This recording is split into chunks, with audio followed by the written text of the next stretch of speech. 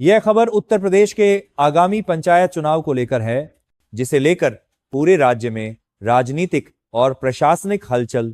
नमस्कार दोस्तों, उत्तर प्रदेश की राजनीति और ग्रामीण व्यवस्था से जुड़ी एक बेहद अहम खबर इस समय चर्चा का विषय बनी हुई है। प्रदेश के लाखों गांवों में रहने वाले लोगों की नजरें एक बार फिर ग्राम प्रधान चुनाव पर टिक चुकी हैं। हर पंचायत, हर गांव और हर चौपाल पर यही सवाल उठ रहा है कि आखिर उत्तर प्रदेश में ग्राम प्रधान चुनाव की तारीख कब घोषित होगी, आरक्षण सूची कब जारी होगी और इस बार किस वर्ग को मौका मिलेगा। दोस्तों, ग्राम प्रधान का चुनाव सिर्फ एक साधारण स्थानीय चुनाव नहीं होता, बल्कि यही चुनाव गांव के विकास, सरकारी योजनाओं के क्रियान्वयन और प्रशासनिक पकड़ की असली नींव माना जाता है। सड़क, पानी, बिजली, आवास और राशन जैसी योजनाओं की दिशा काफी हद तक ग्राम प्रधान के कामकाज पर निर्भर करती है। अगर हम पिछले पंचायत चुनाव की बात करें तो उत्तर प्रदेश में ग्राम प्रधान का कार्यकाल 5 साल का होता है। पिछला पंचायत चुनाव वर्ष 2021 में संपन्न कराया गया था, जिसके बाद चुने गए ग्राम प्रधानों का कार्यकाल वर्ष 2026 तक माना जा रहा है। इसी वजह से अब ये लगभग तय माना जा रहा है कि आगामी ग्राम प्रधान चुनाव 2026 में कराए जाएंगे।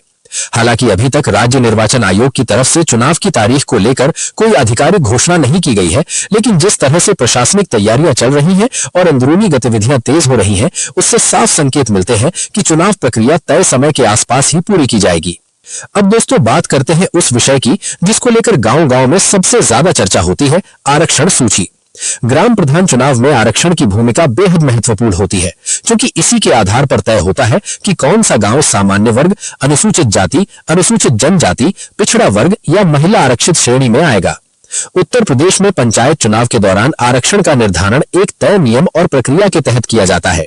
इसमें गांव की जनसंख्या, सामाजिक संरचना और पिछले चुनाव में दिए गए आरक्षण को ध्यान में रखा जाता है। प्रशासन सबसे पहले गांवों की आबादी का अध्ययन करता है और यह देखा जाता है कि पिछली बार किस वर्ग को आरक्षण मिला था। नियमों के अनुसार एक ही गांव में बार बार एक ही वर्ग को आरक्षण नहीं दिया जाता, ताकि सभी वर्गों को समान अवसर मिल सके। इसी कारण हर चुनाव से पहले आरक्षण सूची को लेकर गांवों में चर्चाएं तेज हो जाती हैं और संभावित प्रत्याशी अपनी चुनावी रणनीति बनाना शुरू कर देते हैं। महिला आरक्षण की बात करें तो उत्तर प्रदेश में ग्राम प्रधान पदों पर 33% आरक्षण महिलाओं के लिए निर्धारित है, यानी लगभग हर तीसरे गांव में प्रधान पद महिला उम्मीदवार के लिए आरक्षित रहता है। इसके अलावा अनुसूचित जाति, अनुसूचित जनजाति और अन्य पिछड़ा वर्ग के लिए भी उनकी जनसंख्या के अनुपात में आरक्षण तय किया जाता है।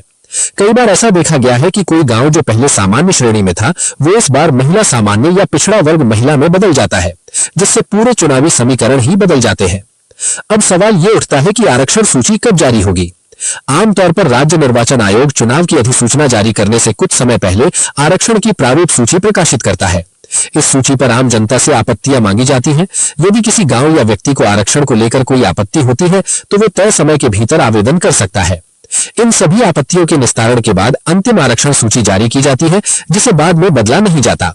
इसी अंतिम सूची के आधार पर प्रत्याशी चुनाव मैदान में उतरते हैं। दोस्तों, ग्राम प्रधान चुनाव केवल गांव तक सीमित नहीं रहता, बल्कि ये प्रदेश की राजनीति की मजबूत नींव भी माना जाता है। कई बड़े नेता और जनप्रतिनिधि अपनी राजनीतिक यात्रा की शुरुआत ग्राम प्रधान के पद से ही करते हैं। यही कारण है कि हर पंचायत चुनाव में मुकाबला बेहद कड़ा देखने को मिलता है। चुनाव प्रक्रिया की बात करें तो सबसे पहले मतदाता सूची का पुनरीक्षण किया जाता है। इसके बाद आरक्षण सूची जारी होती है। फिर नामांकन प्रक्रिया शुरू होती है, जिसमें प्रत्याशी अपने सभी जरूरी दस्तावेज जमा करते हैं। जांच और नाम वापसी के बाद अंतिम उम्मीदवारों की सूची जारी होती है और फिर प्रचार अभियान तेज हो जाता है। मतदान आमतौर पर 1 या 2 चरणों में कराया जाता है और उसके बाद मतगणना होती है। गांवों में इस दौरान माहौल पूरी तरह चुनावी रंग में डूबा रहता है।